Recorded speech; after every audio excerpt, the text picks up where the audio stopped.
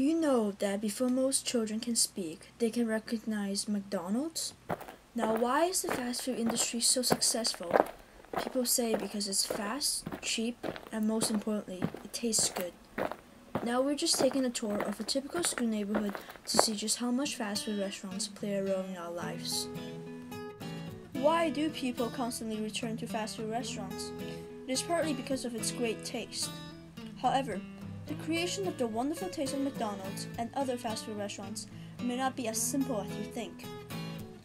Have you ever had that moment when you were just on the subway and you smell something wonderful, making you hungry instantaneously?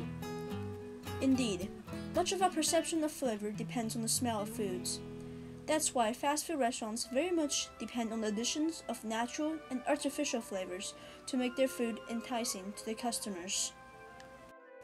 When food goes through processing such as canning, drying, freezing, and dehydrating, the food itself loses its flavor. Fast food restaurants rely on natural and artificial flavors to get that flavor back. Flavors are generally developed by scientists called flavorists. They experiment with different complex chemicals and determine what smell each combinations of chemicals give off. Then, after desired flavor is finished, it is produced in giant factories, far away from the kitchen of fast food restaurants. For example, the strawberry flavoring in Burger King's strawberry milkshake consists of more than 40 different chemicals combined. Another reason that fast food is appetizing is its color. Color additives are added to many food items in the menus of most fast food restaurants. Studies found that bright-colored food seems to taste better than bland-colored food, even when it is made of the same thing. Food that are off on its usual color usually taste off too. At McDonald's, color additives have been added to soft drinks, cookies, burger buns, salad dressings, chicken, and condiments. The chemical sodium acid pyrophosphate is added to McDonald's fries to maintain its golden color. The third reason that fast food tastes good is that popular fast food contains just the right amount of fat, sugar, and salt to set off the pleasure chemicals in the brain. In fact, because of this, some people can develop addictions to fast food. Last but not least, MSG is often added to fast food. This chemical compound is tasteless in itself, but when added to other foods, it enhances their taste. It commonly exists as a solid white powder and can be easily obtained from Chinese grocery stores. Now, just by that simple walking tour around the school, I have already counted 16 fast food restaurants. Oh, and let's not forget all the subway stations. There are literally fast food and junk food everywhere you go. Here in Eglinton Station, one counter offers sugary treats such as cookies and chocolate muffins. Outside at the bus stop, there is a store that sells beef patties and instant noodles.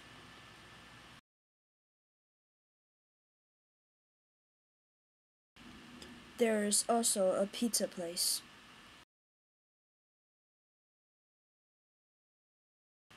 In fact, fast food is so popular that it is my friend's ritual to go to Cinnabon every Friday to get themselves a treat.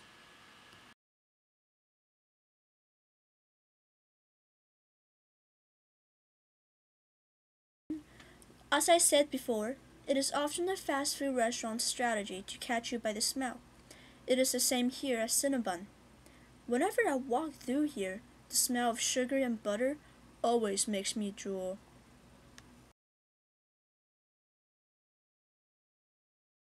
And a drink? No.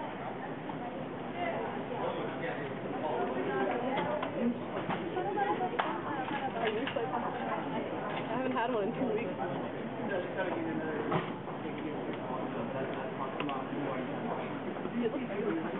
Yeah.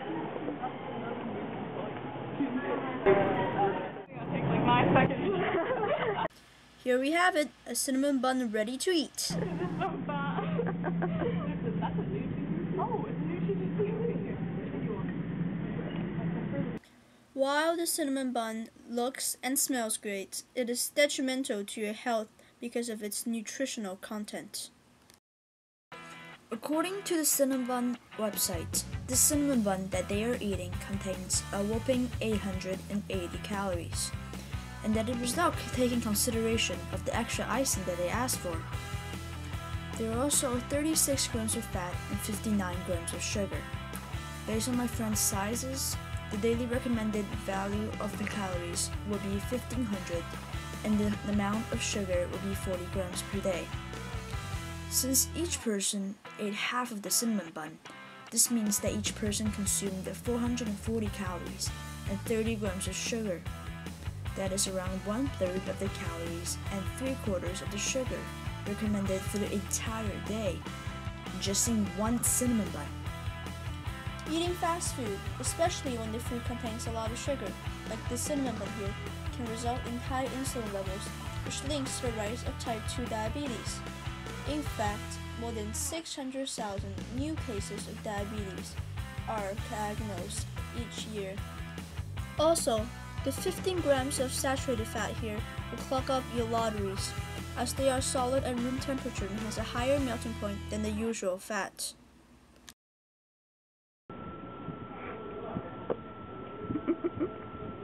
Unfazed. Good job, guys.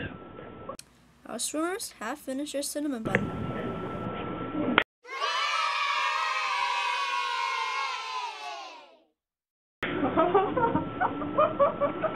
We conquered another one. In the meanwhile, I got myself a meal at Taco Bell. So here I have fries, 2 beef burritos, 1 apple and banana, and 1 medium Sprite. Now this is just one of their build your own box combos, where you choose 5 items for $5. According to the Taco Bell website, each beef burrito has 400 calories, so 2 beef burritos gave me 800 calories. Fries have 360 calories per serving. An apple empanada has 230 calories per serving. A medium Sprite contains 240 calories. Add that all together and we get 2 times 400 plus 660 plus 230 plus 240 equals to 1630. So that's 1,630 calories. And you know what? I'm only supposed to take in around 1,500 calories a day.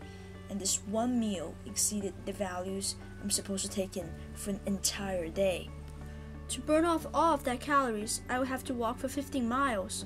Throughout the years, the size of food portions have also gotten larger. If you were to ask for a small soda in the 1980s, you get 12 ounce. If you were to ask for the same thing today, you get 20 ounce, almost double the amount. This is one of the reasons obesity levels have been rising in America. This is one of the cruelties of life. Unhealthy foods always seem to taste good, and healthy foods often taste bad. In the end, the choice is yours. What is your priority?